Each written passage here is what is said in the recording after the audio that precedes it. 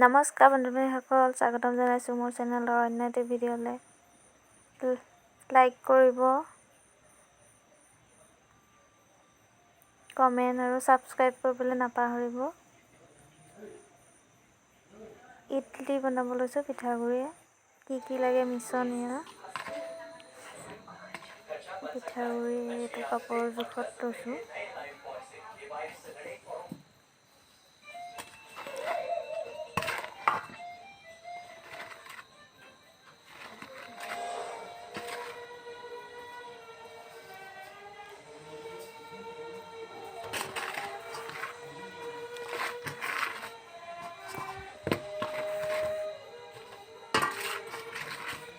দুকাপতকৈ বেছি লৈছোঁ পিঠাগুড়ি।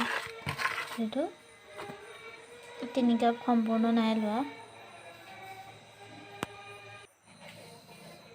1 কাপ চেনি লৈছোঁ জোখ অনুসৰি। বেছি মিঠা খালে চেনি আৰু দিব পাৰে, জোখ অনুসৰি। অকণমান নিমখ দিছোঁ।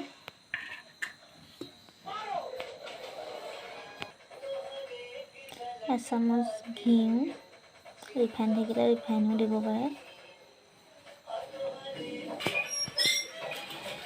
1 কাপ গাখীৰ ইয়াতে দি দিছোঁ।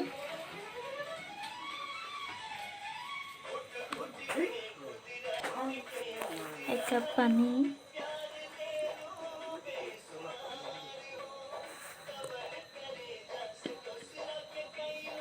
তাৰপিছত মিশ্ৰণখিনি মিহলি কৰি দিম।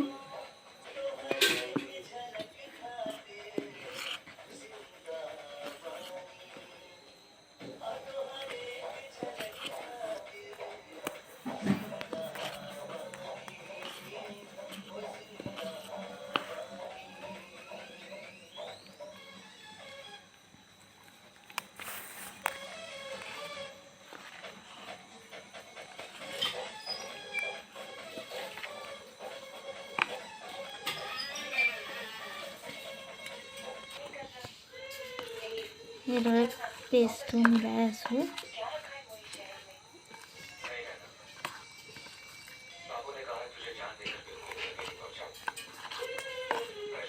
এনেদৰে অলপ সময় পেষ্টটো মিলাই থাকি ঢাকন মাৰি থ'ম অলপ সময়। এইদৰে পেষ্টটো মিলাই ইয়াতে ভাজা কেইটামান তিল দি দিছোঁ।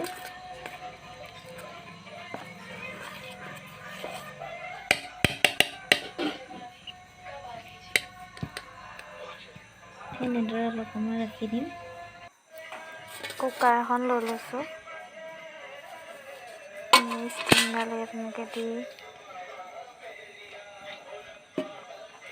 পানী 1 কাপ দিছোঁ।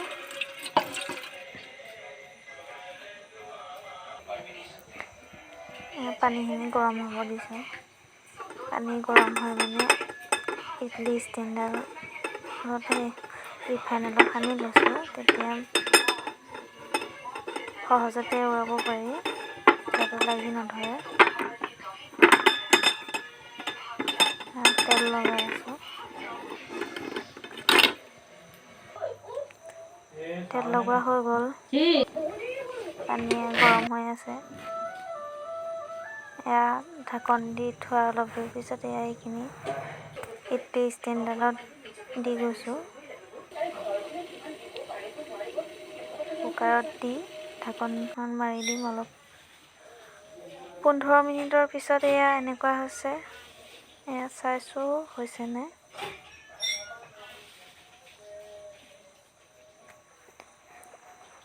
কেক বনালে যেনেকৈ আমি চাওঁ সিজিছে নাই, এয়া এনেকৈ হৈ গ'ল।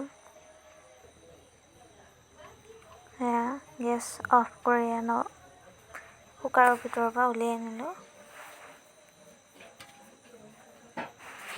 অলপ ঠাণ্ডা হ'বলৈ দি উলিয়াবলৈ চাইছোঁ। এয়া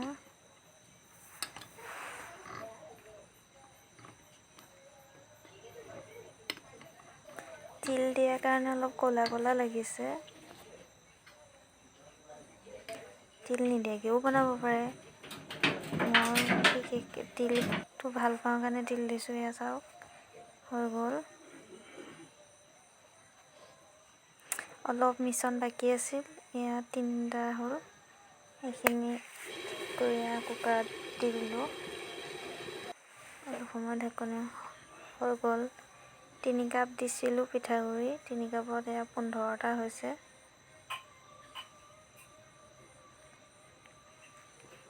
বহুতেই ভাল হয়।